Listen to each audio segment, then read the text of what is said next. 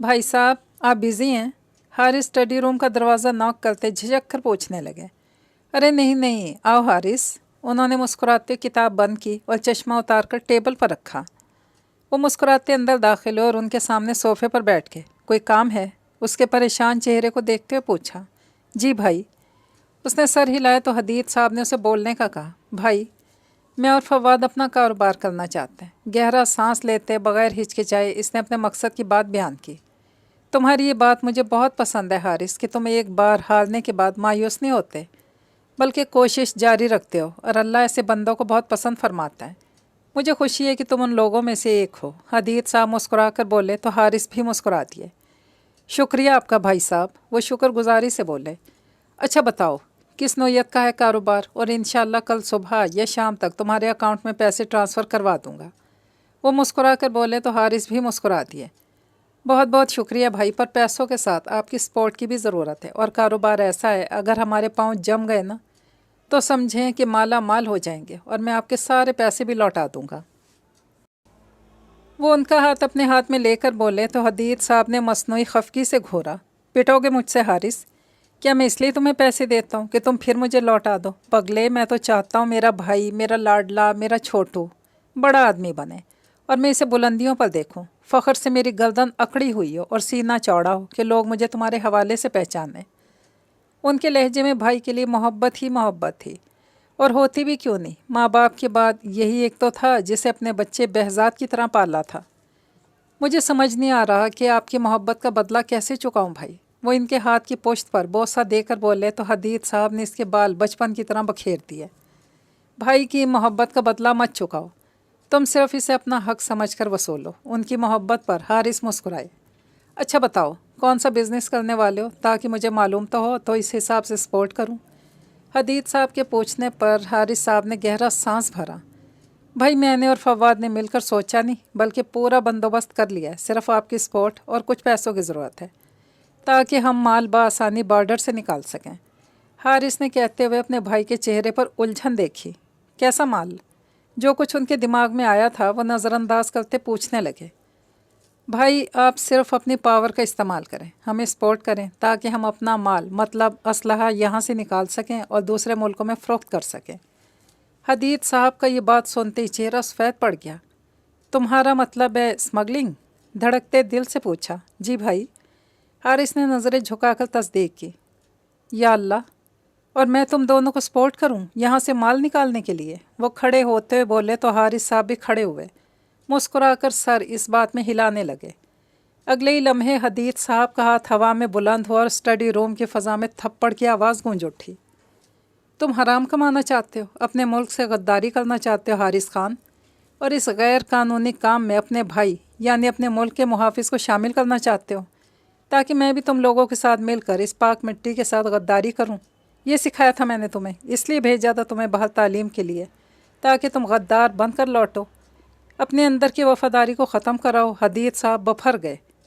इसमें गद्दारी की कौन सी बात है? स्मगलिंग नहीं, एक किस्म का बिजनेस है, और आपको तो मेरा साथ देना पड़ेगा, चाहे तो आधा हिस्सा रख लीजिएगा। हारिस गुस्से से बोला। दफ़ा हो जाओ मेरी नज़रों से। अगर तुमने ऐसा कोई कदम उठाया तो जान लेना, तुम्हें और तुम्हारे दोस्त को सज़ा दिलवाने में मैं एक मिनट नहीं लगाऊंगा।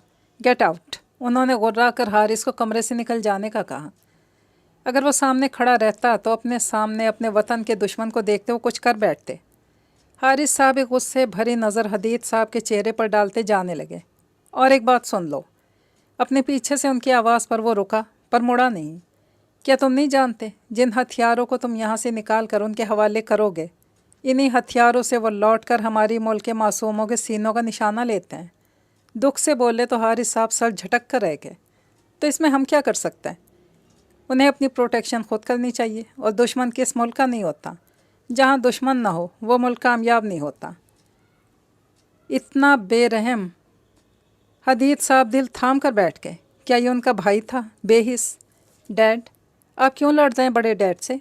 बहजाद और हानिया जो अपने अपने बाप के लिए चाय का कप उठा कर ला रहे थे, उन्हें यूँ गुस्सा करते देख कर रोनी सूरत बना कर बोले। गुस्सा मैं नहीं कर रहा, भाई साहब खुद बेवकूफ़ बन गए हैं। इस 2 टके के ओहदे नाम निहाद मुल्क की मोहब्बत ने इन्हें अंधा कर दिया है। हानिया के हाथ से कप लेकर नीचे फेंकते हुए बोले। वो सहम गई।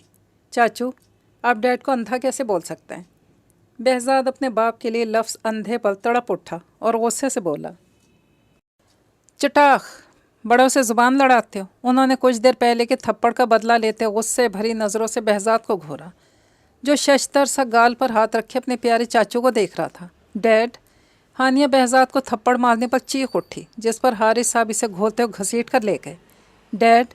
بہزاد روتا ہوا کپ نیچے ٹیبل پر رکھ کر حدید صاحب کے گلے لگ کر رونے لگا۔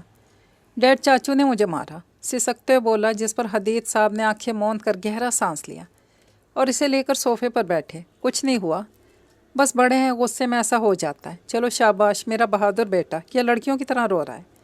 انہوں نے پچکارتے ہوئے اس کا چہرہ صاف کیا۔ ڈیڈ، تھپڑ کے درد کی وجہ سے نہیں رو رہا، ان کے سینے میں منہ چھپائے بولا۔ تو پھر کیوں رو رہے ہو؟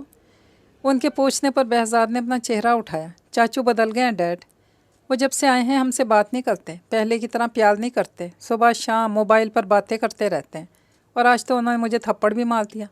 روتے ہوئے معصوم سے شکوہ کرنے لگا تو حدید صاحب نے دکھ سے اسے خود میں بھینچ لیا۔ بہزاد! خاموش روم کی فضا میں حدید صاحب کی آواز گونجی۔ جی ڈیڈ! اس نے اپنا چہرہ صاف کرتے جواب دیا، اس کی سیاہ آنکھیں لال ہو گئی تھیں۔ بیٹا 3 باتیں کبھی مت بھولنا، کچھ سوچتے ہوئے بولے۔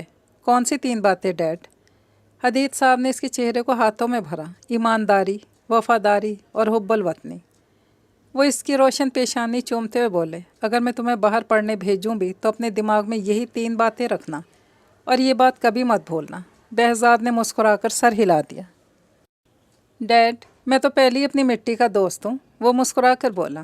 شاباش، اور یہ دوستی ہمیشہ قائم رکھنا۔ دولت بہت بڑا نشہ ہے بیٹے، دوسرے نشے جسمانی قوت مدافعت ختم کرتے ہیں، پر یہ نشہ صرف جسم ختم نہیں کرتا، ہستی مٹا دیتا ہے، اور انسان کو معلوم ہی نہیں ہو پاتا، اور جب تک معلوم ہو تب کچھ باقی نہیں رہتا۔ ڈیڈ، چاچو کیوں لڑ رہے تھے، اور یہ اسمگلنگ کیا ہے؟ اس کے سوال پر حدید صاحب گھبرا گئے۔ بیٹا لڑ نہیں رہے تھے، بس تھوڑا ناراض تھے، اسمگلنگ کچھ نہیں ہے، آپ بھول جاؤ اسے۔ ان کے کہنے پر وہ سر ہلا گیا۔ کیا ہوا حدید، یہ حارث بھائی ناراض کیوں ہو رہے ہیں؟ نازیہ بیگم حارث کو ہادیہ سے لڑتے دیکھ کر حدید صاحب کے پاس آئی اور ان سے پوچھنے لگیں، تم جاؤ باہر گڑیا سے باتیں کرو، اسے سنبھالو۔ حدید صاحب نے بہزاد کو جانے کا کہا تو مسکراتا وہاں سے چلا گیا۔ بہزاد کے جانے کے بعد نازیہ بیگم چلتی ان کے پاس آئیں، سامنے کرسی پر بیٹھ گئیں۔ کچھ نہیں، ذرا سا جھڑک دیا تو بچوں کی آج بھی طرح منہ پھلا لیتا ہے، نظریں چراتے بولے تو نازیہ بیگم نے غور سے ان کے چہرے کو دیکھا۔ پر آپ کا چہرہ تو کچھ اور ہی کہہ رہا ہے، اور حارث کا رویہ بھی۔ وہ جانچتی نظروں سے دیکھنے کے بعد بولیں، ایسا کچھ نہیں جیسا تم سوچ رہی ہو، صرف اتنا کہا کہ بس بہت رہ لیا باہر، اب اپنے وطن لوٹ آؤ، تو اس نے انکار کر دیا۔ ہم نے بھی بغیر اس کی عمر کا خیال کیے جھڑک دیا، جس پر ناراض ہو گیا۔ وہ مسکرا کر بولے تو ان کی بات میں سمجھتی نازیہ بیگم سر ہلا گئی۔ اچھا ہی چائے تو دوسری لا دیں، ٹھنڈی ہو گئی ہے۔ انہوں نے کپ سامنے کیا تو نازیہ بیگم مسکراتی ہوئی گرم چائے لینے چلی گئیں۔ حارث نہیں آیا کھانا کھانے؟ حدید صاحب نے حارث کی غیر موجودگی پر پوچھا تو ہادیہ بیگم نے انہیں دیکھا، اپنے روم میں ہیں، میں نے کہا تھا آئیں کھانا کھا لیں تو وہ نہیں آئے۔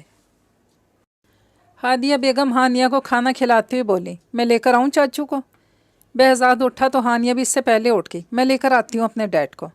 وہ اپنی موم کو دیکھتی ہوئی بولی، نہیں تم دونوں بیٹھو کھانا کھاؤ، میں لے کر آتا ہوں اسے۔ حدید صاحب کہہ کر اٹھ کھڑے ہوئے تو وہ دونوں ایک دوسرے کی نقل اتارتے بیٹھ گئے۔ نک چڑھی، بہزاد منہ بنا کر بڑبڑایا تو ہانیہ نے اسے گھورا۔ مام، اس سے کہیں یہ چوں چوں نہ کرے، زور سے بولے تاکہ میں بھی سنوں، ڈرپوک کہیں کا۔ وہ اپنی چھوٹی سی ناک پر غصہ سجا کر بولی تو بہزاد نے مزید چڑھانے والی مسکراہٹ پاس کی۔ بڑی مام، بیری کو کہنا ورنہ میں فورک اس کے سر پر ماروں گی۔ ہادیہ اور نازیہ بیگم کو دیکھتی چلائی تو دونوں نے بہزاد کو گھورا۔ بہزاد سدھر جاؤ۔ نازیہ بیگم اسے جھڑکتی گھولنے لگی تو وہ ہنس پڑا۔ تم کھانا کیوں نہیں کھا رہے حارث؟ دروازہ نوک کرتے حدید صاحب اندر داخل ہوئے اور حارث صاحب کے چہرے سے بازو ہٹا کر استفسار کیا۔ میرا موڈ نہیں، مجھے سونا ہے۔ حارث نے ان کے ہاتھ جھٹکے۔ کیوں ضد کرنے لگے ہو حارث، ہم تمہیں یہاں اچھا کاروبار سیٹ کر دیں گے، تم ایک بار لوٹ آؤ ہمارے پاس۔ وہ بے بسی سے بولے، ہر بار آپ کا فیصلہ نہیں چلے گا، یہ میری زندگی ہے، اور اگر آپ کو ہمیں سپورٹ کرنا ہے تو کریں ورنہ ہمیں چھوڑ دیں ہمارے حال پر۔ وہ ان کے آنکھوں میں دیکھتے مصمم ارادوں سے بولے، ساتھ میں کبھی نہیں دوں گا اور تمہیں ایک کام کرنے بھی نہیں دوں گا، آج کے بعد تم یہیں رہو گے بس۔ اب کی بار وہ غصے سے بولے، تو حارث صاحب بھی غصے سے اٹھ کر کھڑے ہوئے۔ بھائی ہیں، باپ بننے کی کوشش مت کریں، آپ نے جتنا کیا میرے لیے وہ آپ پر فرض تھا، اب میری زندگی کو مجھ پر چھوڑ دیں اور بیچ میں نہ آئیں۔ میں نے کبھی کہا ہے کہ بھائی آپ یہ نہ کریں وہ نہ کریں؟ میں نے ہمیشہ آپ کے فیصلے میں خوش ہوتے آپ کا ساتھ دیا، اور آج جب میری باری آئی ہے تو منہ موڑ دیں نام نہاد محبت کے لیے؟ وہ چیخ پڑے۔ بس حارث، حدید صاحب کی برداشت ختم ہوئی تو انہوں نے ہاتھ اٹھا کر اسے ٹوک دیا۔ میں جا رہا ہوں، کبھی لوٹ کر نہیں آؤں گا، یاد رکھیے گا یہ سب آپ کی بے جا ضد کی وجہ سے ہو رہا ہے۔ حدید صاحب نے حیرت سے اسے دیکھا۔ تم کیا کبھی لوٹ کر نہیں آؤ گے؟ اگر تم نے اس گھر کی دہلیز سے قدم باہر نکالا تو سمجھ جانا مر گیا تمہارا بھائی۔ وہ غرائے تھے۔ حارث نے سر جھٹکا۔ نازیہ اور ہادیہ دروازے پر کھڑی دونوں بھائیوں کی تکرار دیکھ رہی تھیں۔ اتنی محبت تھی دونوں میں کہ خاندان ان کی محبت کی مثال دیتا تھا، اور آج وہی بھائی ایک دوسرے پہ چیخ رہے تھے۔ مجھے اپنا حصہ چاہیے جائیداد میں سے، وہ بھی آج کے آج، ابھی اسی وقت۔ حدید صاحب کو جھٹکا لگا، بے یقینی سے اس کے مطالبے کو سنا۔ حارث، یہ کیا کہہ رہے ہیں؟ آپ ہوش میں تو ہیں؟ ہادیہ بیگم خوف زدہ ہوتی اپنے دل پر ہاتھ رکھ کر بولی۔ تم چپ رہو، ہمیشہ بیچ میں ٹانگ اڑاتی ہو۔ حارث اس پر دہاڑے وہ سہم کر پیچھے ہو گئیں۔ کیسا حصہ؟ حدید صاحب نے دل پر پتھر رکھتے ہوئے پوچھا۔ کیا مطلب کیسا حصہ؟ جائیداد میں سے میرا حصہ دیں، اور کیا؟ وہ الجھ کر بولے۔ تم بھول رہے ہو کہ یہ جائیداد ہمارے باپ یا ماں کی طرف سے نہیں ملی ہمیں، یہ میں نے پائی پائی کر کے جوڑی ہے۔ وہ اس کی آنکھوں میں دیکھتے بولے، کیونکہ وہ جانتے تھے کہ حصہ لے کر کن کاموں میں لگانے والا ہے، اور وہ جان بوجھ کر اسے ایسی راہ میں نہیں دھکیل لیں گے۔ یہ کیا کہہ رہے ہیں حدید؟ نازیہ نے حارث کی سرخ رنگت دیکھتے اپنے شوہر کا بازو تھاما، جنہوں نے اسے خاموش رہنے کا کہا۔ ٹھیک کہہ رہا ہوں، کوئی حصہ نہیں اس کا میری جائیداد میں، اور نہ ہی میں کوئی حصہ دوں گا۔ اگر تم نے جانا ہے تو جاؤ، پر ایک بات بتا رہا ہوں، تمہیں برائی ہمیشہ برائی ہی رہتی ہے، اس سے اچھی کی توقع مت رکھنا، اس کا انجام بھی برا ہوتا ہے۔ حارث منہ موڑ کر کمرے سے نکل کے ان کے پیچھے نازیہ بھی آ گئیں۔ بہزاد ہانیہ کو کھانا کھلا کر گارڈن میں لے گیا تھا۔ کیوں کر رہے ہیں یہ سب حارث؟ کیا نہیں دیا آپ کو آپ کے بھائی نے؟ ہر آرائش دی، اعلیٰ تعلیم سے لے کر گاڑی، انگلینڈ میں مہنگا ترین گھر، آپ کے گھر کے کھانے پینے سے لے کر میری اور ہنی کی شاپنگ تک کا خرچہ وہ دیتے ہیں۔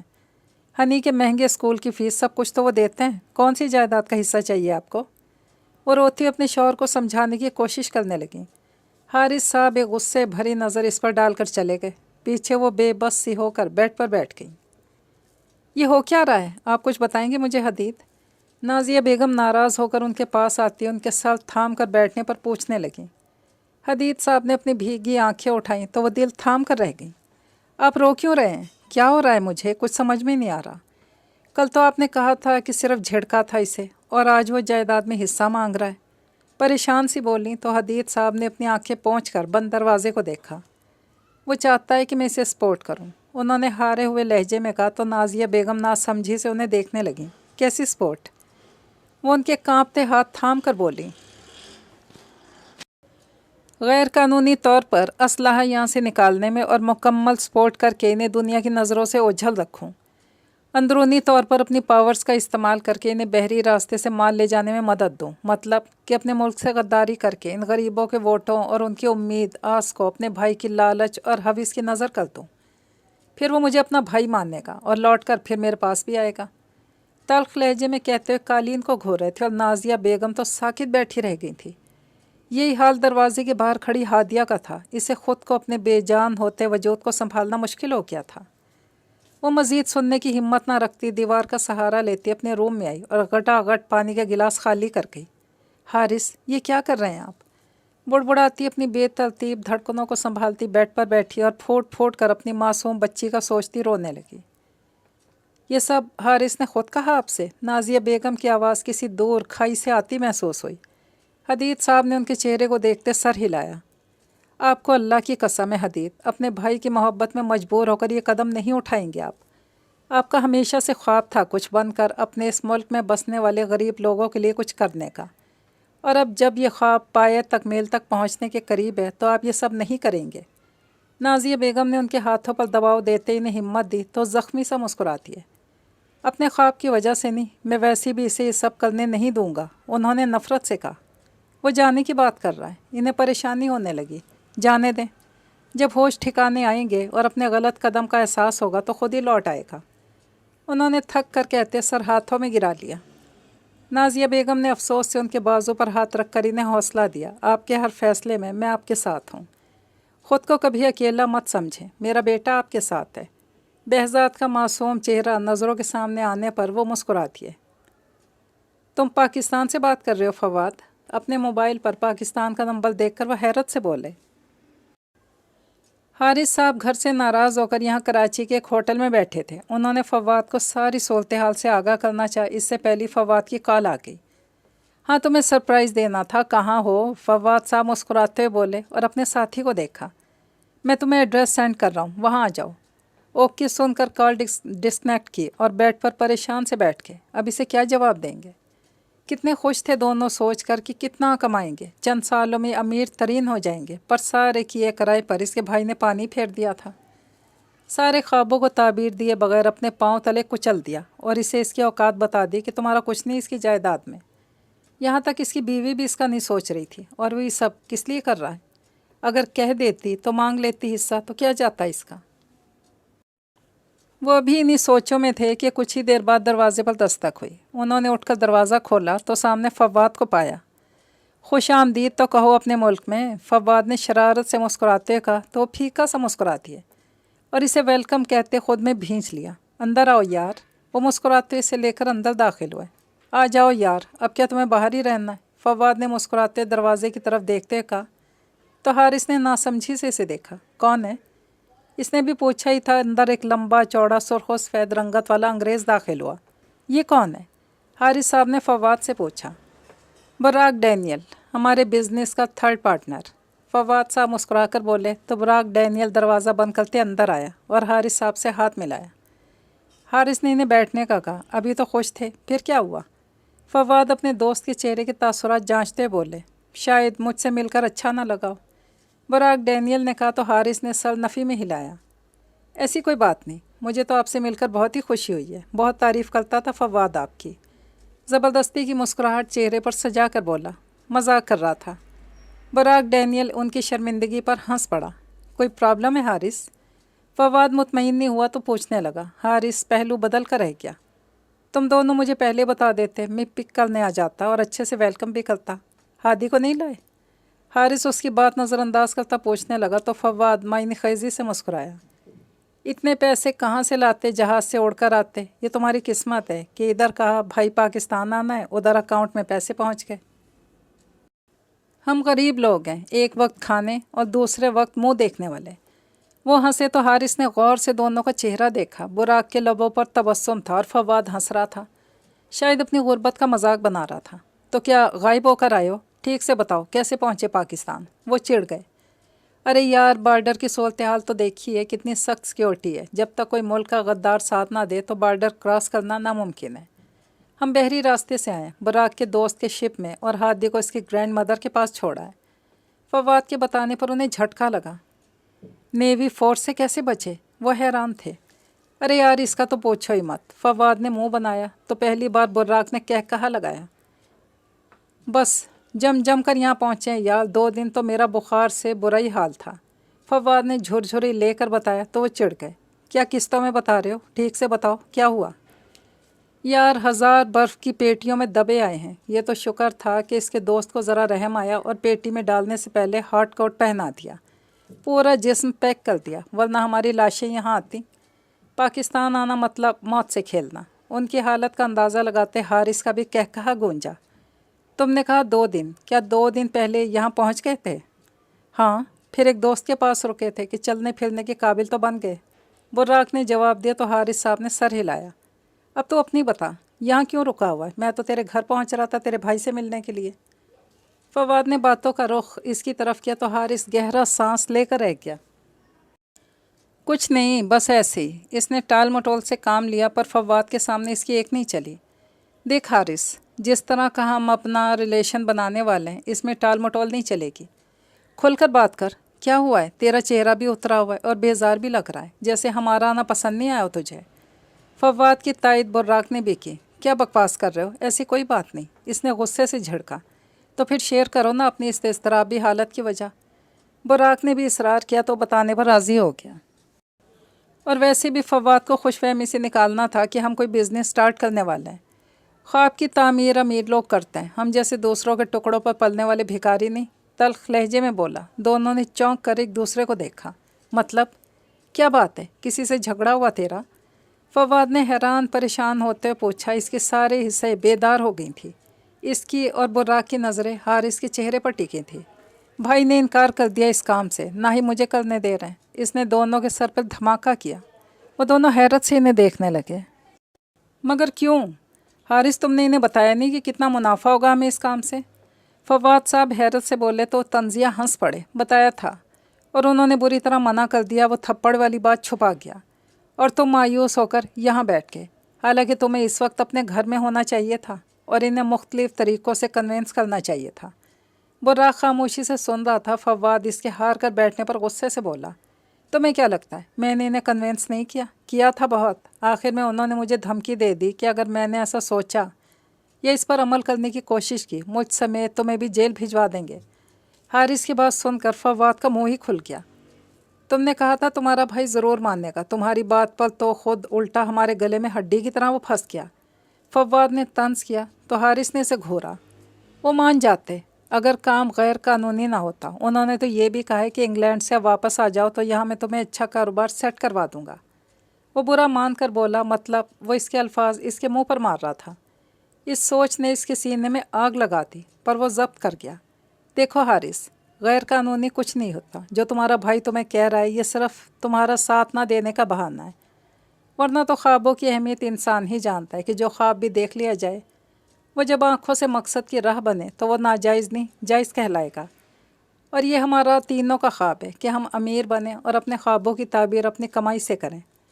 اب اگر دنیا موقع نہیں دے رہی، قسمت ساتھ نہیں دے رہی، تو یہ راستہ باقی بچا ہے، اور جو آخری راستہ بچے اسے ناجائز نہیں آخری بازی کہتے ہیں، اور آخری بازی پہ زندگی تک داؤ پہ لگا دی جاتی ہے۔ براق ڈینیل اسے سمجھانے لگا اور وہ دونوں غور سے سننے لگے۔ پر یہ میرا بھائی نہیں سمجھ رہا، اب اگر اسے فورس کیا تو مجھ سے جڑے ہر رشتے کو بھلا کر ہم دونوں کو سلاخوں کے پیچھے پھینک دیں گے۔ ان کی نظر میں ان کے وطن کا غدار ہوں اور گناہ کا کام کرنا چاہتا ہوں۔ مٹھیاں بھینچ کر بولا، ورنہ تو اسے براق کی دلیل نے کافی متاثر کیا تھا۔ ہم کون سا بلاسٹ کرنے جا رہے ہیں یا خون خرابہ کر رہے ہیں جو گناہ ہو گیا؟ یہ تو ایک نارمل کام ہے جو آج کل سبھی کر رہے ہیں۔ فواد صاحب کا بس نہیں چل رہا تھا کہ وہ حدید صاحب کے ہوش ٹھکانے لگاتے ہیں۔ تم نہیں جانتے ان کی محبت وطن کے لیے ہر ماہ بڑا سا فنڈ اپنے ملک کے غریبوں کو دیتے ہیں، اور ان کی سنتے ایسے ہیں جیسے اپنے بچوں کی سنتے ہوں۔ اسی لیے تو الیکشن جیتتے ہیں، خود کو وطن کی مٹی کا سو کارڈ دوست سمجھتے ہیں۔ اس کی باتوں پر ان دونوں کے چہروں پر مایوسی سی پھیل گئی۔ تو پھر ہم ہی کچھ کرتے ہیں، چھوڑ اپنے بھائی کو۔ فواد نے سر جھٹک کر کہا، پر اس کے لیے تو پیسے چاہیے شروع میں۔ حارث صاحب نے الجھ کر پوچھا۔ براق خاموش بیٹھا تھا۔ فواد بھی سوچنے لگے۔ تو پھر اپنے بھائی سے جائیداد میں حصہ مانگو، کیا اس کا بھی گناہ ہوگا؟ براق نے اس کے چہرے پر پھر سے مایوس کن تاثرات دیکھے۔ مانگا تھا، انہوں نے کہہ کر اپنی پیشانی مس لی۔ پھر کیا ہوا؟ وہ دونوں خوشی سے بولے۔ انہوں نے کہا کہ یہ ہمارے باپ یا ماں کی جائیداد نہیں، میں نے پائی جوڑی ہے، اور تم پر جتنا بھی خرچ کیا وہ بھی میرا تھا۔ اس کے زہریلے لہجے پر فواد ہکا بکا رہ گیا۔ مجھے کچھ سمجھ میں نہیں آ رہا، صاف بتا، جواب کیا ملا؟ اس نے الجھ کر پوچھا۔ بتایا تو ہے، انہوں نے جواب دے دیا کہ نہیں دوں گا، ان کی اپنی جائیداد ہے۔ حارث دکھی سا بولا۔ ریلیکس ہو جاؤ حارث، ہم کچھ سوچتے ہیں۔ براق نے اس کے کندھے پر ہاتھ رکھ کر اسے ریلیکس کیا تو وہ سر تھام گیا۔ آئی ایم سوری، شرمندہ سی آواز میں اس نے فواد سے کہا تو نفی میں سر ہلا کے۔ میں سمجھ سکتا ہوں تمہاری پوزیشن، جب کوئی اپنا لالچ میں آ جائے تو کیا حال ہوتا ہے، اور وہی حال تمہارا ہے۔ تمہارا بھائی سوچتا ہے کہ اگر اس نے تمہارا ساتھ دیا یا کوئی جائیداد میں برابر کا حصہ دے دیا تو تم اس کے آگے پھر ہاتھ کیسے پھیلاؤ گے؟ جس طرح وہ غریبوں کو بھیک دے کر خوش ہوتا ہے، تمہیں بھی بھائی کے بجائے غریب ہی سمجھتا ہے، تبھی تو تمہیں ایک ساتھ جائیداد دینے کے لیے انکار کر دیا تاکہ تم اس کے ٹکڑوں پر پلتے رہو اور اس کے آگے کبھی سر نہ اٹھا سکو۔ حقیقت یہی ہے حدید خان کی۔ فواد نے حارث کے کان میں زہر انڈیلا۔ اس نے سر اٹھا کر حیرت سے دیکھا۔ دیکھ حارث، میں نے تمہیں ہمیشہ اپنا دوست نہیں بھائی ماننا ہے۔ میں تمہیں غلط راہ پر چلا کر یا گمراہ کر کے اپنے بھائی کے خلاف بھڑکا نہیں رہا، یہ حقیقت ہے۔ کہ تمہارا بھائی چاہتا یہی ہے کہ تم جھکے رہو اس کے سامنے، وہ خاندان دنیا کی واہ واہ بٹورتا رہے۔ فواد نے اس کے کندھے پر ہاتھ رکھتے کہا تو وہ حیرت سے اسے دیکھنے لگا۔ ایسا نہیں، اگر ایسا ہوتا میری بیٹی سے کیسے اپنے بیٹے کا نکاح کرواتے؟ دلیل دینے لگے، حالانکہ خونی رشتوں میں دلیل نہیں دی جاتی۔ ایسا کیوں نہ کرتا، اکیلے بھائی ہو، یہ بھی ایک پلان ہوگا اس کا۔ تمہاری بیٹی تمہاری کمزوری ہے اور وہ تمہاری کمزوری اپنے بیٹے کے نام کر گیا، ساری زندگی تمہاری کمزوری کو مجبور کر کے فائدہ اٹھائے گا اور تم کبھی اس کے سامنے آواز نہ اٹھا سکو گے۔ حارث کا سانس رک گیا۔ ایسا کیسے ہو سکتا ہے؟ اس کے سامنے کل کا واقعہ گھوم گیا جب بہزاد اپنے باپ سے اونچی آواز میں بات کرنے پر اس سے لڑ پڑا تھا۔ ایسا ہی ہے، اگر ایسا نہ ہوتا تو کبھی یہ نہ کہتا کہ جائیداد میری ہے، تمہارے مانگنے پر ہی خوشی سے دے دیتا، پر نہیں، اس نے سیدھا کہہ دیا کہ دولت اس کی ہے۔ اوف، کیسا لالچی بھائی ہے، تمہارے حال پر رحم نہیں آیا اسے؟ فواد نے افسوس سے کہتے سامنے ٹیبل پر رکھا بیئر کا گلاس اٹھا کر منہ سے لگایا اور ایک گلاس براق کے نزدیک کیا تو اس نے فواد کی جانب دیکھتے گلاس اٹھایا۔ اس کے دیکھنے پر فواد نے اسے آنکھوں کے اشارے سے مطمئن کیا۔ کچھ ایسے ہی میرے ساتھ بھی ہوا تھا حارث۔ براق نے کافی دیر بعد لب کشائی کی۔ حارث نے چونک کر اسے دیکھا۔ کیسا؟ وہ حیران ہوئے۔ یہی تمہارے والا سین، بھائی نے پراپرٹی سے حصہ دینے سے انکار کر دیا، اس نے بتاتے گلاس منہ سے لگایا۔ پھر کیا کیا تم نے؟ حارث پوری طرح اس کی طرف متوجہ ہوا۔ وہ مسلسل میرے ہر راستے میں رکاوٹ بن رہے تھے، مجھ سے میری گرل فرینڈز چھین لیتے، مجھے آگے بڑھنے نہیں دیتے اور خود دن بدن ترقی کر رہے تھے، اور مجھے تب تک کچھ نہ ملتا جب تک میں ان کے سامنے ہاتھ نہ پھیلاتا کہ مجھے جی پیسوں کی ضرورت ہے، تب وہ پیسے دیتے۔ پھر تھک ہار کر میں نے ایک فیصلہ کیا، بہت بڑا فیصلہ۔ وہ بولا اور گلاس خالی کر کے اس میں مزید بیئر ڈالنے لگا۔ حارث بہت غور سے سن رہا تھا۔ فواد خاموشی سے گھونٹ گھونٹ پی رہا تھا۔ کیسا بڑا فیصلہ؟ انہوں نے تجسس سے پوچھا اور خود بھی پیک بنا کر منہ سے لگا لیا۔ یہ قصہ ہی ختم کرنے کا بڑا فیصلہ، ان کی زندگی کا قصہ ختم کرنے کا فیصلہ۔ حارث کی یہ بات سنتے ہی گلے میں پھندا سا لگ گیا۔ کمرے کی فضا میں فواد کا کہا گونجا، اسی لیے وہ تمہیں ترسا ترسا کر کوڑی دیتا ہے، اب تم پورے بچے ہو۔ اس نے ہنستے ہوئے کہا۔ حارث نے غصے سے دیکھا اور مسکراتے براق کی جانب رخ کیا۔ کیا پھر قصہ ختم کر دیا؟ اس نے دھڑکتے دل سے پوچھا۔ تو اور کیا کرتا؟ کرنا پڑا، مار دیا کمینے کو، ایسی دردناک موت دی کہ دل دہل جائے۔ یہ سب کہتے وہ ایک نفسیاتی مریض لگ رہا تھا۔ حارث ہکا بکا رہ گیا۔ تو کیا تم پکڑے نہیں گئے؟ تمہارے بھائی کی دولت وہ کہاں گئی؟ اس نے کچھ بےتابی سے پوچھا تو وہ ہنس پڑا۔ ہونا کیا تھا، پولیس سے تو دوستوں نے بچا لیا، دولت ہاتھ سے چھوٹ گئی۔ اس کے لہجے میں کچھ کھونے کا ملال تھا۔ کیسے؟ اس نے پہلو بدلا اور اس کی اضطرابی حالت دونوں سے چھپی ہوئی نہیں تھی۔ صرف بھائی کو مارا تھا، اس کی بیوی اور بچوں کو چھوڑ دیا تو انہوں نے ساری دولت ہتھیا لی۔ اس کے لہجے میں غصہ اور ضبط تھا۔ اوہ، وہ ہونٹ بھینچ کر دوسرا پیک بنا کر پینے لگا اور پھر تیسرا۔ اب کیا سوچا ہے؟ فواد نے صوفے کی پشت سے ٹیک لگا کر پوچھا۔ سوچنا کیا ہے، کچھ بچا ہی نہیں، ہر بار بزنس ڈوب جاتا ہے، یہی ایک راستہ ہے جسے میں اپنا نہیں سکتا، پڑا رہوں گا ان کے ٹکڑوں پر۔ تلخ لہجے میں بولا فواد اور براق نے دوسرے کو دیکھا۔ پھر اسے، مطلب تم مایوس ہو؟ اس نے پوچھا۔ تو پھر کر کیا سکتا ہوں؟ تمہارے پاس ہے کوئی راستہ تو بتاؤ۔ وہ چڑھ کر اسے دیکھتے غرائے اور گلاس قالین پر پھینکا۔ ہے نا راستہ، اگر تم ساتھ دو تو؟ ٹکڑوں میں بٹے گلاس کو دیکھتے معنی خیزی سے مسکرا کر بولا۔ تو حارث نے کچھ چونک کر اسے دیکھا۔ کیسا راستہ؟ اس نے ابرو اچکایا۔ قصہ ختم کرو، پرانی کہانی کا ایک نیا باب شروع کرو جس میں حارث خان ہو، اس کی سلطنت ایک دنیا پر۔ اس کا لہجہ کچھ ایسا سنسنی خیز تھا کہ حارث سمجھ کر دھک سے رہ گیا۔ تم پاگل تو نہیں ہو گئے؟ وہ دہاڑا۔ میں کیسے اپنے بھائی، اس کی اولاد اور بیوی کو مار دوں؟ وہ چیخا تو دونوں نے ناگواری سے اسے دیکھا۔ بھائی نے جب سے سیاست میں قدم رکھا ہے ان کے اتنے مخالفین اور جانی دشمن ہو گئے ہیں کہ ہر دم موت کا فرشتہ سر پر سوار محسوس ہوتا ہے۔ وہ اسے گھور رہے تھے کہ اس کے لفظوں پر ششدر رہ کے کچھ دیر تینوں روم میں ساکت بت کی طرح بیٹھے رہے اور بیچ میں رکھی ٹیبل پر بیئر کی بوتل کو گھورتے رہے۔ پھر ایک مخصوص مسکراہٹ آئی لبوں پر اور حارث نے ہاتھ موبائل کی طرف بڑھایا۔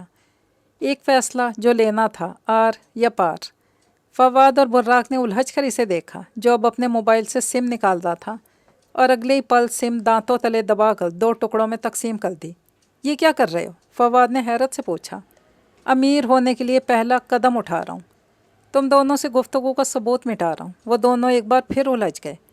وہ دونوں چونک گئے۔ انہیں حارث کی آنکھوں میں مکروہ عزائم صاف دکھنے لگے۔ میں رات سے یہی سوچ رہا ہوں کہ یہ کہانی کیسے ختم کروں اور بھائی کی جگہ کیسے لوں، پر اب جب براق کی کہانی سنی ہے تو بہت کچھ سمجھ آئے کہ کہانی ختم کرنی ہے تو اسے مٹانے کے بجائے صفحات ہی جلا ڈالو۔ اس نے کہہ کر کہا لگایا۔ تم پتہ نہیں کیا کہہ رہے ہو، مجھے کچھ سمجھ میں نہیں آ رہا، کھل کر بات کرو۔ فواد نے بیزاری سے کہا۔ جس نے بھی میرے بھائی کو مارا ہے میں اسے چھوڑوں گا نہیں، اور ان کے جو ارادے ہیں میرے بھائی کو مارنے کے بعد ہم سیاست سے قدم پیچھے لے لیں گے تو یہ ان کی خوش فہمی ہوگی کہ اس نے حدید خان کو مارا ہے، بہزاد خان کو مارا ہے، پر ابھی حارث خان زندہ ہے۔ وہ ان کے ارادوں کو کبھی کامیاب نہیں ہونے دے گا اور اپنے بھائی کے نیک مقاصد اور اس کے خوابوں کو ضرور پورا کرے گا۔ جو روک سکتا ہے وہ روک لے۔ وہ اس طرح سنجیدہ ہو کر بول رہا تھا کہ دونوں حیرت سے سنتے اس کی بات اور مفہوم کو سمجھنے کی کوشش کر رہے تھے، اور جب سمجھے تینوں کے مکروہ کہے ہوٹل روم کی فضا میں گونجے۔ دولت کی ہوس اور لالچ نے انہیں اندھا کر دیا تھا۔ اپنا ماں جایا، اپنا باپ جیسا بھائی، کسی بھی لالچ کے بغیر اس کی پرورش کرنے والا بھائی، جس نے اپنی نیندیں، سکون، آرام سب اس پر وار دیے تھے۔ اسے دوسرے ملک بھیج کر خود کو دن رات مشین بنا کر کام کرتے، اس کے لیے فیس جمع کرتے۔ وہ چھوٹا بھائی جس کا پیٹ بھرنے کے لیے وہ خود بھوکا سو جاتا تھا، آج وہی چھوٹا بھائی اس کے سارے احسان، محبت، پیار سب بھلا کر اس کی دولت کی ہوس میں اندھا ہو کر اسے مارنے کی پلاننگ کر رہا تھا۔ بہت مشکل ہے حارث، فواد نے مصنوعی ڈر سے کہا۔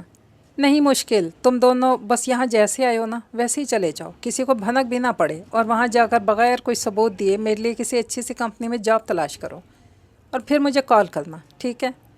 اس کی تیز پلاننگ وہ سمجھے تو دونوں کے منہ کھل گئے۔ واقعی تجھے ماننا پڑے گا یار، مطلب دولت بھی اور عہدہ بھی، واہ ہماری تو قسمت ہی چمک جائے گی۔ براق نے داد دیتی نظروں سے اسے دیکھا۔ فواد نے اس کا شانہ تھپ تھپایا۔ وہ سرخ آنکھوں سے بیئر کا گلاس منہ سے لگا کر ہنس پڑا۔ ساری رات سوچ سوچ کر ہی فیصلہ لیا ہے کہ نہ بچے گا اس کا عہدہ اور نہ ہی خود۔ جس طرح مجھے ذلیل کر کے میرا ہاتھ خالی لوٹایا تھا نا کہ میرا کوئی حصہ نہیں، اسی طرح میں اب اسے بتاؤں گا کہ میرا کتنا حصہ ہے اور اس کا کیا حصہ ہے۔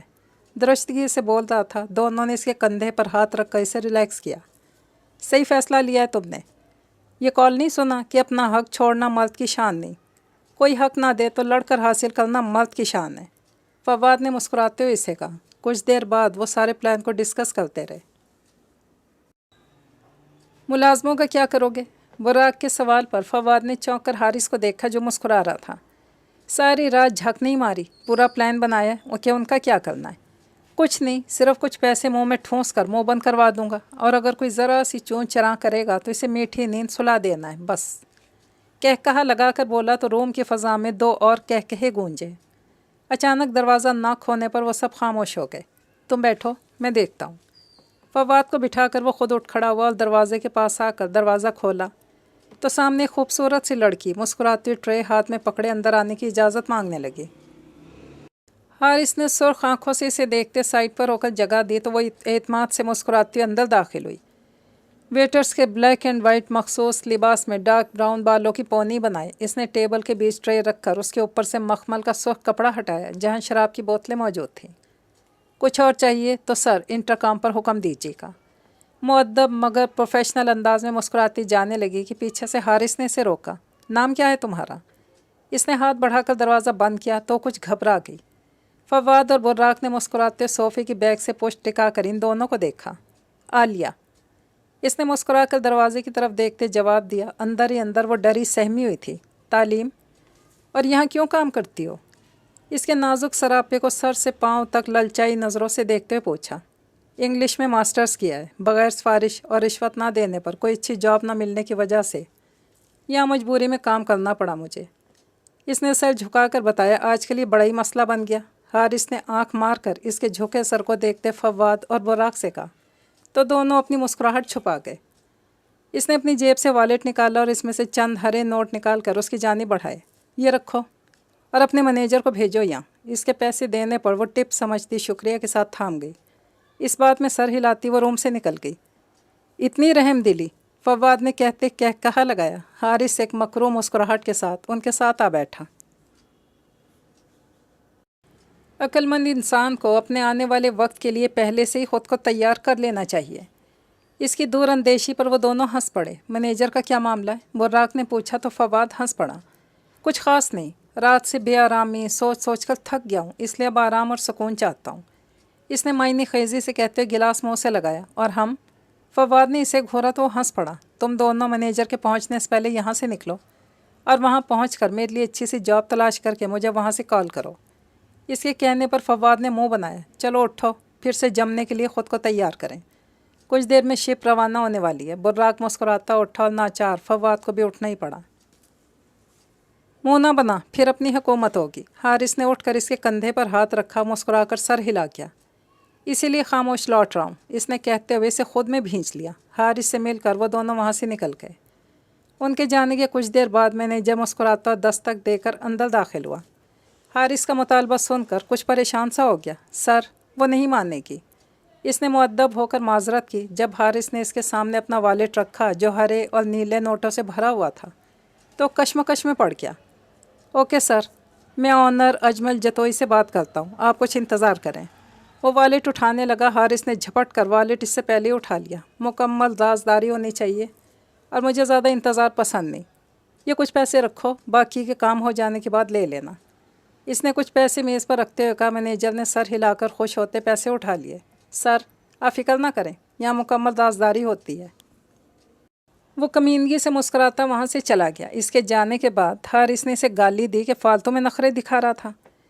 کچھ ہی دیر میں عالیہ روتی کمرے میں داخل ہوئی۔ رو کیوں رہی ہو؟ حارث نے ناگواری سے پوچھا۔ سر پلیز مجھے معاف کر دیں، سر میں اپنے دونوں چھوٹے بھائیوں کے لیے کماتی ہوں، میں ایسی لڑکی نہیں ہوں سر۔ وہ دونوں ہاتھوں میں چہرہ چھپا کر منت سماجت کرنے لگی، جس کا سامنے والے پر ذرہ برابر بھی اثر نہ ہوا۔ تو پھر یہاں کیوں آئی ہو؟ اچھی لڑکی ہوتی تو چلی جاتی گھر۔ اس نے تمسخر بھری نظروں سے اسے دیکھا۔ عالیہ نے ذرا کی ذرا نظریں اٹھائیں اور پیچھے دروازے کو دیکھا۔ سر، مجھے بلیک میل کر رہا ہے اجمل جتوئی۔ سر، اس نے چینج کرتے ہوئے میری ویڈیو بنا لیا اور اب وہ کہتے رو پڑی۔ کچھ نہیں ہوتا، میں اسی ویڈیو ڈیلیٹ کروا دوں گا، تم رونا بند کرو۔ اس کے کہنے پر عالیہ نے مشکور نظروں سے اسے دیکھا۔ آپ کا بہت بہت شکریہ سر، میں آپ کا یہ احسان کبھی نہیں بھولوں گی، وہ کہہ کر جانے لگی۔ پیچھے سے بیڈ پر بیٹھے حارث کی آواز پر رکی۔ ایک احسان مجھ پر بھی کر دو عالیہ، خوشگوار لہجے میں بولا۔ کیا سر؟ اس نے گھبرا کر بند دروازے کو دیکھا۔ وہ تو دروازہ کھول کر اندر آئی تھی، بند کس نے کیا؟ وہاں سے ایک پیک بنا کر لاؤ، پھر چلی جانا، مسکرا کر بولا تو کشمکش میں پڑ گئی۔ پر اس کے احسان کو یاد کرتی سر ہلا کر کچھ دیر پہلے کے لائے گئے مشروب کا گلاس بھر کر اس کی طرف بڑھی۔ اس کے قریب جاتے عالیہ کے پاؤں کانپ رہے تھے اور ڈر اس کی رگ رگ میں سما گیا تھا۔ اس کی نظروں میں ہوس دیکھ کر وہ گلاس بغیر اس کے ہاتھ میں تھمائے سائڈ ٹیبل پر رکھتی بھاگ جانا چاہتی تھی، پر اس سے پہلے شیطان نے اسے پکڑ لیا۔ اس کے چیخنے سے پہلے منہ پر بھاری ہاتھ رکھ کر اس کی چیخیں دبا دی۔ خود کو آزاد کروانے کی مزاحمت اس کی دھمکی میں دم توڑ گئی تھی۔ اگر تم نے ذرا سی بھی آواز نکال لی تو جو ویڈیو ایک ہے وہ ہزاروں کی تعداد میں بن جائیں گی اور ہر جگہ وائرل ہونے کے ساتھ تمہارے بھائیوں کے پاس بھی پہنچائی جائیں گی کہ دیکھو اپنی بہن کی کمائی کا طریقہ۔ اب جب بھی میں چاہوں تو میری ایک کال پر دوڑی چلی آؤ گی، ورنہ ہی دیکھ رہی ہو یہ تمہیں دنیا میں کہیں منہ دکھانے کے لائق نہیں چھوڑے گا، سوائے میری باہوں میں آنے کے تم سر اٹھا نہیں سکو گی۔ موبائل میں چلتی ریکارڈنگ ان ساکھ کے تو ویران آنکھوں کے سامنے تھی۔ اس کے کانوں میں جیسے پگھلا اور سیسا انڈیلا جا رہا تھا۔ دوسرے دن کی صبح وہ گھر میں داخل ہوئے۔ ڈیڈ آ گئے۔ جھولے پر بیٹھی ہانیہ جسے بہزاد مسکراتا جھولے دیتا بہلا رہا تھا، کیونکہ وہ اپنے باپ کو رات سے نہ پا کر روتی رہی تھی۔ صبح جب بہزاد کو معلوم ہوا تو اسے مختلف کھیل کھلونوں سے بہلانے کی کوشش کرتا رہا۔ وہ جھولے پر بیٹھی اس سے باتیں کرتی ہنس رہی تھی کہ گیٹ سے اندر داخل ہوتے حارث صاحب کو دیکھ کر خوشی سے چیخ اٹھی اور بھاگتی ہوئی باپ کی باہوں میں سما گئی۔ میرا بیٹا! حارث صاحب اسے بوسہ دیتے اپنے سینے میں بھینچ گئے۔ ڈیڈ، آپ کہاں تھے؟ رات سے تو گھر نہیں آئے، مام بھی آپ کو مس کر رہی تھی۔ وہ ان کے گلے میں اپنے چھوٹے چھوٹے بازو ڈال کر روتی ہوئی بولی۔ بیٹا یہی تھا، روتے نہیں میری شہزادی، انہوں نے اس کا سر سہلاتے ہوئے کہا اور اندر کی طرف قدم بڑھائے۔ آئی ایم سوری چاچو۔ بہزاد شرمندہ سا ان کے سامنے آیا اور کان پکڑ کر معصومیت سے بولا۔ Good boy. ہانیہ نے اپنے ڈیڈ کے کندھے سے سر اٹھا کر شرمندہ سے سر جھکائے بہزاد کو دیکھا تو کھلکھلا کر ہنسی۔ بہزاد بھی حارث کی جانب دیکھ کر مسکرایا، ان کے سپاٹ چہرے کو دیکھا تو اس کی مسکراہٹ غائب سی ہو گئی۔ وہ تمہیں ہمیشہ جھکا ہوا دیکھنا چاہتے ہیں، اس لیے اپنے بیٹے سے تمہاری بیٹی کا نکاح کروا دیا۔ حارث صاحب کے کانوں میں فواد کی آواز گونجی تو وہ ایک سخت سی نگاہ بہزاد پر ڈال کر سائڈ سے گزر کر اندر چلے گئے۔ بہزاد اپنے چاچو کے رویے پر ہکا بکا سا کھڑا ان کی پوچھ دیکھنے لگا۔ یہی حال ہانیہ کا تھا۔ ڈیڈ، بیری آپ سے سوری کہہ رہا ہے، آپ نے اسے پیار نہیں دیا؟ ہانیہ نے حارث کی آنکھوں میں دیکھ کر پوچھا تو وہ مسکرا دیے۔ بیٹا، سانپ کو پیار دیں گے تو بدلے میں پیار نہیں، زہر لوٹ آئے گا، اس لیے ہمیں پہلی ایسی بے وقوفی نہیں کرنی چاہیے۔ ہانیہ بغیر اس کی بات کا مطلب سمجھے بیری کے سانپ بننے پر کھلکھلا کر ہنسی۔ پیچھے کھڑا بہزاد اتنا بھی نہ سمجھ نہیں تھا کہ ان کا مطلب نہ سمجھ پاتا۔ وہ ساکت سا اپنے پیارے چاچو کی پشت کو اپنی نظروں سے اوجھل ہوتا دیکھ رہا تھا، ساتھ اپنی اسٹرا کو بھی۔ اس کے ضبط نے جب حدیں توڑی تو وہ روتا وہاں سے بھاگ گیا تھا۔ وہ اپنے باپ کی طرح رشتوں کے معاملے میں بہت ہی حساس دل رکھتا تھا اور انہیں اپنی روح کے قریب محسوس کرتا تھا، پر آج اس کے چاچو کے الفاظ نے اسے اتنا ہرٹ کیا تھا، اتنا درد تو کل ان کے تھپڑ مارنے سے بھی نہیں ہوا تھا۔ آپ کہاں تھے؟ موبائل کیوں بند تھا آپ کا؟ ہادیہ بیگم کو جب ہانیہ نے آ کر بتایا کہ ڈیڈ آئے ہیں تو کمرے میں آ کر بیڈ پر دراز حارث کو دیکھتی پوچھنے لگیں۔ میں تمہارے کسی سوال کا جواب دینا فرض نہیں سمجھتا، انہوں نے ناگواری سے کہتے موبائل پر نظریں ٹکا دیں۔ ہاں، آپ پر میرے فرض ہوں گے بھی کیوں؟ اس نے طنز کیا تو وہ بھڑک اٹھا۔ ہادیہ، دماغ مت کھاؤ اور دفع ہو جاؤ میری نظروں سے، ورنہ میں کچھ کر بیٹھوں گا، پھر روتی رہنا۔ وہ غصے سے دہاڑے۔ ہادیہ لب بھینچ کر دیکھتی روم سے باہر چلی گئی۔ پیچھے وہ اس کی پشت پر ایک ناگوار نظر ڈال کر اپنے موبائل کی طرف متوجہ ہو گیا۔ بیری بینچ پر بیٹھے بہزاد کے ساتھ بیٹھ کر وہ اسے بلانے لگی۔ بہزاد نے مسکرا کر اس کی طرف دیکھا۔ ہانیہ نے اس کی روئی روئی آنکھیں بھیگی پلکیں دیکھیں۔ تمہیں ڈیڈ کی بات بری لگی نا؟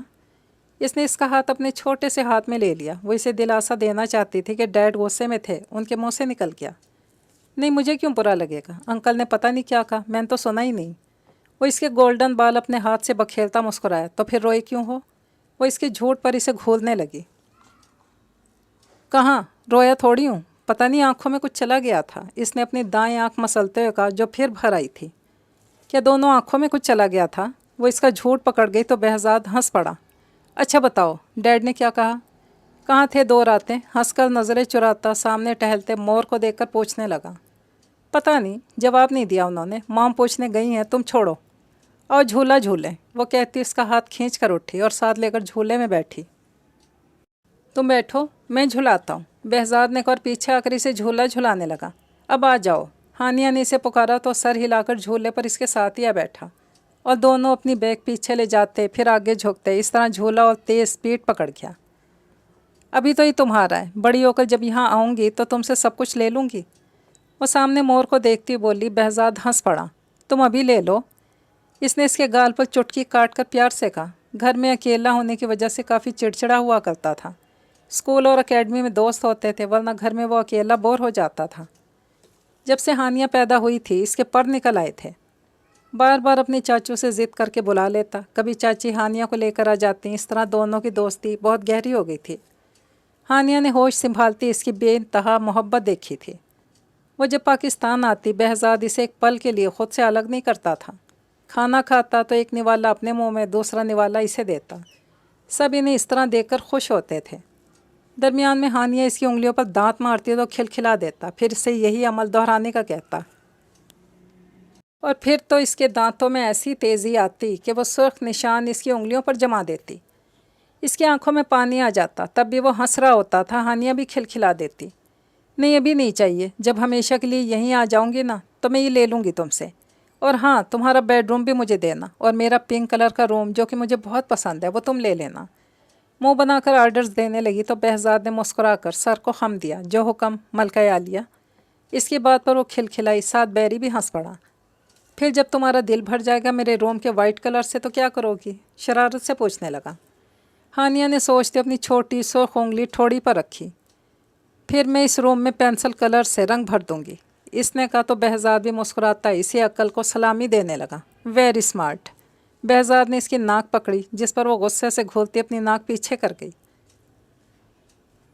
میں پنک کلر کے روم میں کیسے رہوں گا؟ जहाँ सिर्फ डॉल्स, बारबी पिक्स और डॉल हाउस है। मेरे दोस्त हंसेंगे नहीं मुझ पर। मुंह बनाकर बोला, अच्छा तो फिर ऐसा करना, pink colour, dolls, Barbie pics और डॉल हाउस सब मुझे दे देना और अपना सब कुछ ले जाना, वीडियो गेम के अलावा। इसने चुटकी बजाकर आइडिया दिया। गौर से इसकी बात सुनते behzad ने इसके कलर वापस ले जाने वाली बात पर कहकहा लगाया तो वो भी शरारत से हंस पड़ी। तुम्हारा रूम तो मेरे रूम से ज़्यादा अच्छा है हनी। वो इसका बड़ा सा खूबसूरत सा रूम याद करता हुआ बोला। हाँ तो मैंने कब कहा बुरा है, पर मुझे तुम्हारा रूम चाहिए और अपना भी। बेरी चलो ना, आइसक्रीम खाते हैं। वो इसका हाथ पकड़कर झूले से उठी जिस पर behzad ने इसे देखा। मॉम नाराज़ होंगी, कुछ ही देर में लंच टाइम होने वाला है, कहने के साथ इसका फूला मुँह देखकर बेबस सा हो गया और नाजिया बेगम की डांट के लिए ख़ुद को तैयार करता इसे किचन में ले गया जहाँ कुक खड़ी थी।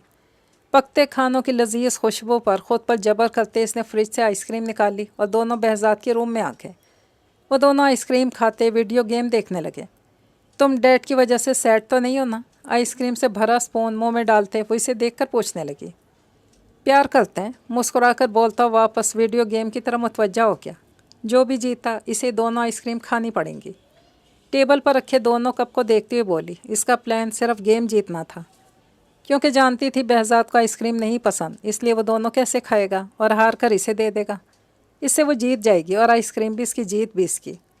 रही बात behzad के खाने की तो ज़रूर खाएगा, मुझे मंजूर है। झट से इसकी उल्टी शर्त मान गया। दोनों गेम स्टार्ट करते गेम खेलना शुरू हो गए। बड़ी तेज़ी से हानिया की गर्ल सामने LED पर behzad के बॉय को मार रही थी या वो जानबूझकर मार खा रहा था।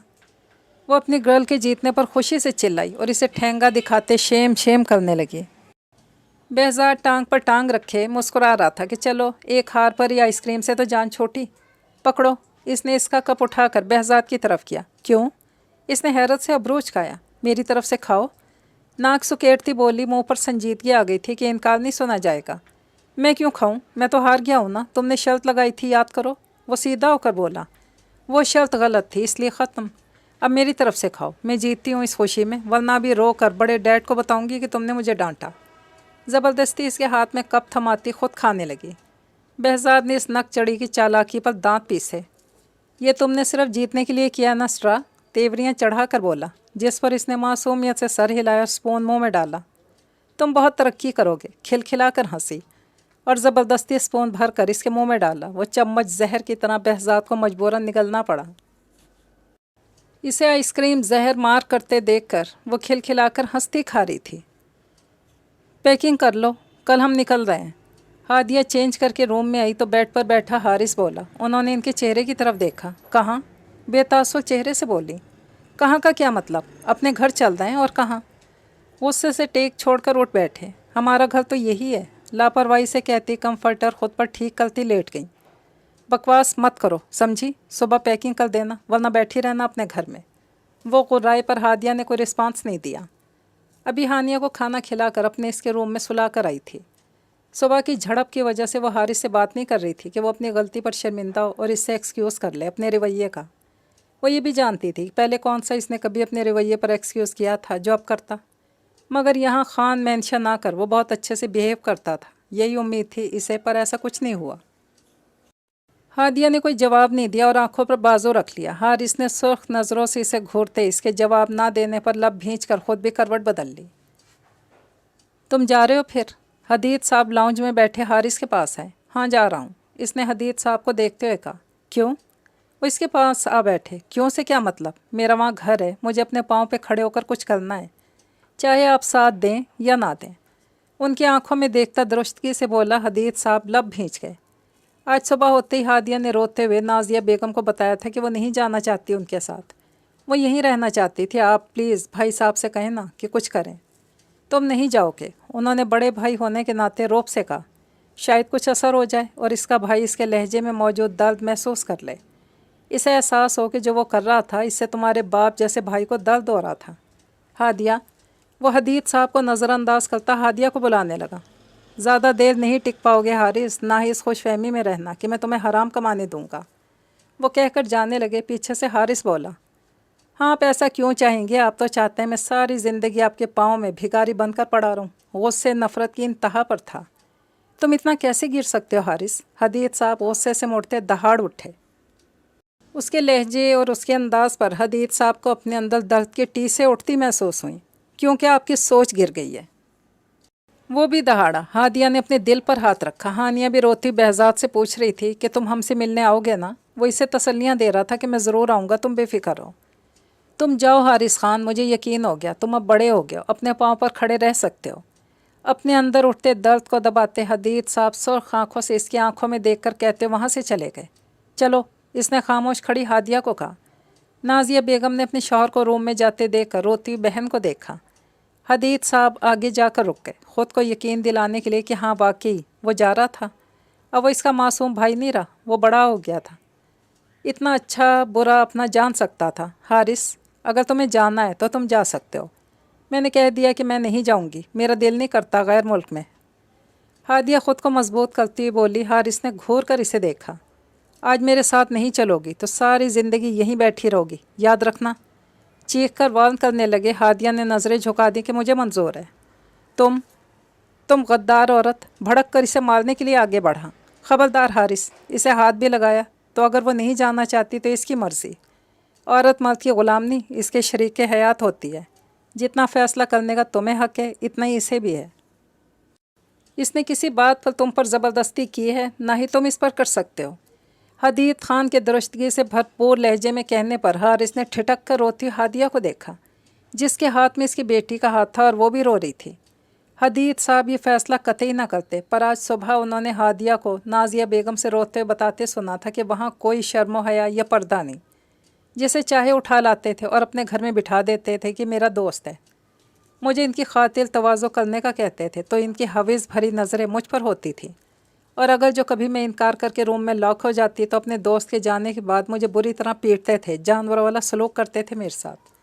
رات کو دیر سے گھر لوٹتے، صبح ہوتی پھر چلے جاتے تھے۔ وہاں ہر کام مجھے کرنا پڑتا تھا، سبزی سے لے کر شاپنگ تک۔ ہانیہ کے اسکول میں اکیلی جاتی تھی۔ پرنسپل کو بہت مشکل سے سمجھایا کہ اس کے ڈیڈ آؤٹ آف سٹی ہوتے ہیں۔ ان کے کپڑوں سے لیڈیز پرفیومز کی خوشبو آتی تھی، شرٹ پر سے بال ملتے تو کبھی لپسٹک کے داغ ہوتے تھے کالر یا کندھے پر۔ وہ روتی ہوئی نازیہ بیگم کو بتا رہی تھی، اور دروازے کے باہر کھڑے حدید صاحب اور اندر بیٹھی نازیہ اپنی بہن کی حالت پر ششدر تھیں۔ پھر تم نے ہم سے ذکر کیوں نہیں کیا اس سب کا؟ نازیہ بیگم کی آواز گونجی اور کچھ وقفے بعد ہادیہ بولی۔ میں سمجھتی تھی کہ وہ سدھر جائیں گے، آج نہیں کل جب اپنی بیٹی کا بڑا ہوتے دیکھیں گے تو صحیح راستے پر آ جائیں گے، پر نہیں، انہوں نے تو اب حرام کھانے کے علاوہ حرام کمانے کی کوشش بھی شروع کر دیا، اور مجھے ڈر ہے کہ ان کا کیا میری بیٹی یا یہ فیملی نہ بھگتے، اس لیے مجھے بچا لیں آپ ہی، میں نہیں جانا چاہتی ان کے ساتھ۔ ان کے دوست اتنے گرے ہوئے اور گھٹیا ہیں کہ ہر وقت آنکھیں گاڑے رکھتے ہیں مجھ پر، اور بہت بار کوشش بھی کر چکے ہیں ان کی غیر موجودگی میں گھر میں گھسنے کی، پر میں دروازہ نہیں کھولتی، گارڈ سے کہہ کر انہیں بھگا دیتی ہوں۔ وہ صبح بہانہ بنا کر مجھے حارث سے پٹواتے تھے، اور وہ اپنے دوستوں کی باتوں میں آ کر مجھے بری طرح مارتے تھے کہ کئی دن تک تو میں اپنی کمر بھی اٹھا نہیں پاتی تھی۔ ہادیہ روتی مزید بہت کچھ بتا رہی تھی، اور حدید صاحب کی ہمت نہیں پڑ رہی تھی اپنے بھائی کا کالا چہرہ دیکھنے کی۔ وہ ہادیہ سے نظریں بھی نہیں ملا پا رہے تھے۔ انہوں نے سوچ لیا تھا کہ وہ ہادیہ کو واپس جانے نہیں دیں گے۔ آپ کون ہوتے ہیں ہمارے بیچ بولنے والے؟ بھڑک کر حدید صاحب پر غرایا۔ یہ میرا بھائی ہے، اسے پورا حق ہے میری زندگی کا فیصلہ لینے کا۔ میں اور برداشت نہیں کر سکتی تمہارے ظلم، نہیں جانا میں نے تمہارے ساتھ۔ اگر تمہیں میرا ساتھ چاہیے تو یہیں رہ جاؤ، نہیں تو راستہ صاف ہے، میں تمہیں روکوں گی نہیں۔ وہ کہہ کر منہ موڑ گئی اور بے آواز پھوٹ پھوٹ کر رونے لگی۔ صاحبان سر کا سائیں ہوتا ہے، اگر وہ سائیں جان کا دشمن بن جائے تو وقت سے پہلے فیصلہ لے لینا چاہیے، ایسا نہ ہو بعد میں صرف پچھتاوے رہ جائیں۔ مام، میں آپ کے بغیر نہیں جاؤں گی۔ بڑے ڈیڈ مجھے رکھ لیں، مجھے مام کے بغیر نیند ہی نہیں آتی، ڈیڈ تو بہت لیٹ آتے ہیں۔ ساری صورتحال دیکھتی اپنی ماں کا آخری فیصلہ سن کر ہانیہ روتی ان سے لپٹ کر بولی۔ حارث نے اس کی طرف دیکھا، پھر اپنی مکرو مسکراہٹ سے خوف زدہ سی آنکھیں پھاڑے کھڑی ہادیہ کو۔ تمہیں نہیں آنا، مت آؤ، ہم جا رہے ہیں۔ آگے بڑھ کر ہانیہ کو پکڑنے لگا تو بھاگتی حدید صاحب کی ٹانگوں سے چپک گئی۔ ڈیڈ، مجھے وہاں ڈر لگے گا، پہلے موم کو لے چلیں یا پھر بیری کو ساتھ لے چلیں، ورنہ میں نہیں جاؤں گی۔ روتی حدید صاحب کی ٹانگوں میں منہ چھپا گئی۔ چلو ہانی، ورنہ بہت برا ہوگا، غصے سے کہتے حارث نے اس کا نازک بازو تھاما۔ حدید صاحب کا دل پھٹنے کے قریب تھا۔ یہ نہیں جائے گی حارث، یہ اپنی ماں کے ساتھ رہنا چاہتی ہے۔ حدید صاحب نے اس کے سر پر ہاتھ رکھا۔ حارث نے سنتے ہی ان سے الگ کرتے اسے گود میں اٹھا لیا۔ اگر اسے کسی نے مجھے لے جانے سے روکا تو میں خود کے ساتھ اسے بھی ختم کر دوں گا، سرد لہجے میں بولے۔ ہادیہ نے تڑپ کر انہیں دیکھا۔ وہ بیگ گھسیٹتا اسے لے کر جا رہا تھا۔ بیری، موم، ہاتھ بلند کرتی انہیں پکار رہی تھی۔ ڈیڈ پلیز روک لینا، ڈیڈ، چاچو۔ وہ بھاگتا ہوا حارث کے سامنے کھڑا ہوا اور روتے دونوں اپنے ہاتھ اس کے آگے جوڑ دیے۔ پلیز چاچو رک جائیں نا پلیز، پھوٹ پھوٹ کر روتا التجائیں کر رہا تھا، اور ہانیہ بھی روتی اپنے باپ کو روکنے کی کوشش کر رہی تھی۔ آج میں نہیں جھکوں گا تم لوگوں کے سامنے، نفرت سے کہتا بہزاد کو ایک طرف دھکا دیتے آگے بڑھ گیا۔ حدید صاحب درد سے بے حال آنکھیں میچ کر اپنے روم میں چلے گئے۔ نازیہ بیگم نے بھاگ کر نیچے گرے بہزاد کو سنبھالا۔ موم، وہ اسٹرا کو لے گئے۔ وہ روتا ہوا اپنی ماں کے گلے لگ گیا۔ ہادیہ ساکت سی دروازے کو دیکھ رہی تھی جہاں سے وہ گیا تھا، اپنے باپ جیسے بھائی کو چھوڑ کر، اپنی روتی بلکتی بیوی کو چھوڑ کر، اپنی تڑپتی معصوم بیٹی کو دھمکا کر اور بھتیجے کو دھکا دیتا وہ چلا گیا۔ ایک بار بھی پیچھے مڑ کر دیکھے بنا وہ چلا گیا۔ کیا اپنی بے لگام خواہشوں کے سامنے رشتوں کی کوئی قدر نہیں ہوتی؟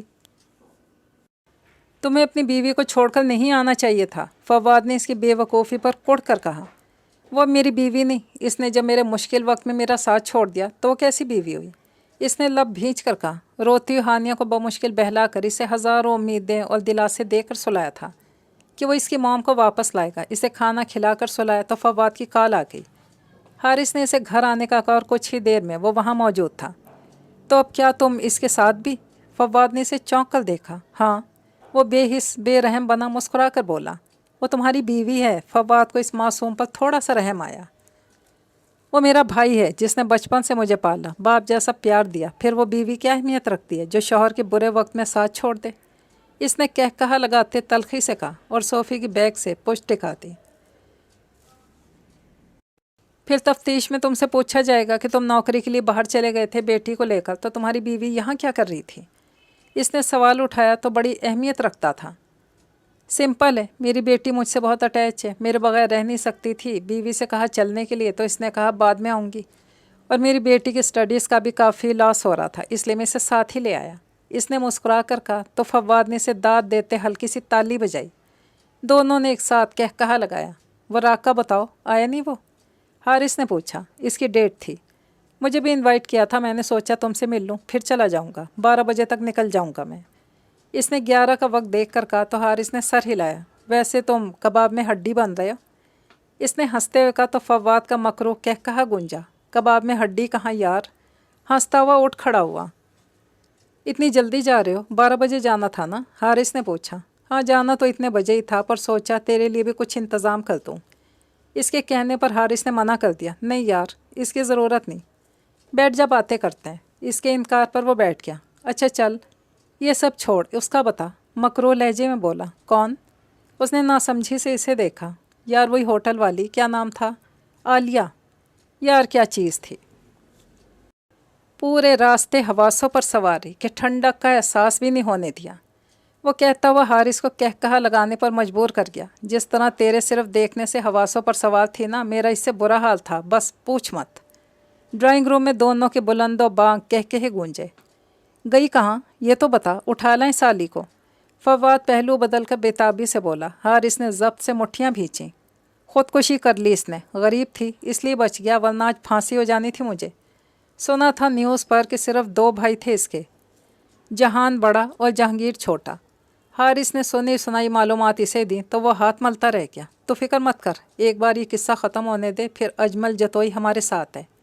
اس کا کام ہی یہی ہے، لڑکیوں کو بلیک میل کر کے انہیں خاص آدمیوں تک پہنچانا اور ان کی راتیں رنگین کرنا۔ بے فکر رہ، اس باب کے ختم ہوتی ایک نیا باب شروع ہوگا جس پر حارث خان کے دستخط ہوں گے، کبھی نہ ختم ہونے کے لیے۔ وہ آنے والے کل کی جیت سے سرشار سا بولا۔ آل دا بیسٹ۔ شپ کے قریب پہنچ کر حارث، فواد اور براق تینوں نے ایک دوسرے کو کہا اور بڑی سی آئس پیٹی میں بیٹھ کر اندر لیٹ گئے۔ انہوں نے کچھ پیسے دیے تھے براق کے دوست کو، جس پر وہ خوشی خوشی انہیں پاکستان پہنچا رہا تھا۔ ان تینوں پیٹیوں کو نیچے رکھنا، براق کے دوست نے اپنے ورکرز کو حکم دیا۔ بھاری ہونے کی وجہ سے وہ کندھے اچکاتے 3 افراد مل کر ایک پیٹی شپ میں رکھ رہے تھے۔ اب ان تینوں پیٹیوں کے اوپر دوسری پیٹیاں رکھ دی گئیں۔ تینوں نے منہ پر آکسیجن لگایا ہوا تھا، پر اس کے بعد بھی حارث کو کافی مشکل پیش آ رہی تھی۔ اس کا ہی پہلا تجربہ تھا، کسی پیٹی میں بند ہو کر آکسیجن کے تھرو سانس لے کر دوسرے ملک جانا۔ इसका दिल कर रहा था अभी बाहर निकल जाए, ऐसा नहीं कर सकता था। एक तो मुसलसल हिलती शिप, दूसरा अपने ऊपर दूसरी पेटियों का सोचते इसका दिल घबरा रहा था। वो अपनी पूरी तैयारी से निकले थे। वो जानते थे कि जब पाकिस्तान पहुंचेंगे वहां पर रात होगी और वो बग़ैर एक लम्हा ज़ाये किए अपने प्लान को इख्तिताम तक पहुंचाएंगे। काम काफ़ी मुश्किल था पर नामुमकिन नहीं। इसे सिर्फ ख़ुद को मजबूत बनाना था। एक लम्हे के लिए भी कमज़ोर पड़ा तो सारी ज़िंदगी से हाथ धो बैठेगा। इसलिए इसने पहले ही ख़ुद को समझा लिया था कि अगर इसे अपनी और अपनी बेटी की खुशहाल ऐशो इशरत वाली ज़िंदगी चाहिए तो ये सब तो करना पड़ेगा। वो ऑक्सीजन में गहरा सांस भरता ख़ुद को रिलैक्स करने लगा। पाकिस्तान नेवी की चेकिंग पर वो सांस भी रोक गया था, मतलब वो पहुंच गए थे। भाई अब मालूम होगा दौलत किसकी है। एक मकरूह मुस्कुराहट इसके लबों पर आई। मॉम, चाची को पता नहीं क्या हो गया। बेहजाद भागता हुआ हदीद साहब के पास बैठी इन्हें हिम्मत हौसला देती नाजिया बेगम से बोला। वो दोनों घबरा कर उठ खड़े हुए। अल्लाह खैर करे मेरी बहन। वह हवास बाख्ता से ऊपर भागी। जब रूम में दाखिल हुई तो नीचे कालीन पर हादिया को बेहोश पाया। हादिया, वो खौफ और दहशत से चीखती उसके पास पहुंची। इसके गाल थपथपा कर उसे पुकारने लगी। तुम इसे बेड पर डालो नाजी, मैं डॉक्टर को कॉल करता हूँ। हदीद साहब की आवाज़ पर वो रोते सर हिला गई। वरना दिल तो कर रहा था हारिस को बहुत बुरा भला कहे, जिसने उनकी चांद सी बहन की ज़िंदगी तबाह कर दी थी। कसूर उसका नहीं उनका था। इन्हें अपनी बहन की शादी ऐसी इंसान से करवानी ही नहीं चाहिए थी, पर इन्हें क्या पता था वो ऐसा निकलेगा, उनकी बहन को ज़िंदा दरगोर कर देगा। वो तो कितना अच्छा इंसान लगता था, इतनी तमीज़ से बात करता था, और सबसे बड़ी बात उन्होंने अपनी बहन के लिए उसकी आंखों में पसंदीदगी देखी थी। हारिस ने उनके सामने अपना किरदार बेहतरीन मिसाल के तौर पर पेश किया था। पर अब दिल करता था कि वक्त पीछे लौट जाए और वो हारिस की आंखों से नोच कर वो पसंदीदगी निकाल दें जिसने इन्हें गुमराह किया था। उन्होंने अपने आंसुओं पर बंद बांध कर आहिस्ता से इसे बाजू से पकड़कर बेहजाद की मदद से बेड पर लिटाया और कंफर्टर उड़ाकर उसके पास ही बैठ गई। कुछ ही देर में लेडी डॉक्टर आ गई। हदीद साहब और बेहजाद बाहर थे। नाजिया डॉक्टर के साथ अंदर थी। मिसिज़ हदीद खान, आप मेहरबानी करके इन्हें स्ट्रेस फ्री रखें, वरना इन्हें और इनके वजूद में सांस लेते दूसरे वजूद की ज़िंदगी को ख़तरा हो सकता है। लेडी डॉक्टर ने अपने प्रोफेशनल अंदाज में इन्हें ख़तरे से आगाह किया। नाजिया बेगम तो उनकी बात में उलझ गई। दूसरा वजूद, उन्होंने डॉक्टर को सवालिया नज़रों से देखा। ओह, आई एम सॉरी। कॉन्ग्रेचुलेशंस, आपकी सिस्टर माँ बनने वाली हैं। वो सुन सी डॉक्टर का चेहरा देखने लगी और डॉक्टर उनकी कैफियत समझ सकती थी। इतने सालों बाद फिर से खान मेंशन में नए मेहमान की आमद पर ऐसा रिएक्शन तो बनता था। इसलिए वो मुस्कुराकर दवाएं और परहेज़ एक पेपर पर लिखने लगी। होश में आए मिसेस हदीद खान पलके झपकाती भीगी आंखों से अपनी बहन को तकती नाजिया से बोली तो मुस्कुराती। होश में तो हूँ, उन्होंने मुस्कुरा कर कहा। तो डॉक्टर ने सर हिला दिया और इन्हें चंद हदायत देती हदीद साहब से मिलकर वो वापस रवाना हो गई।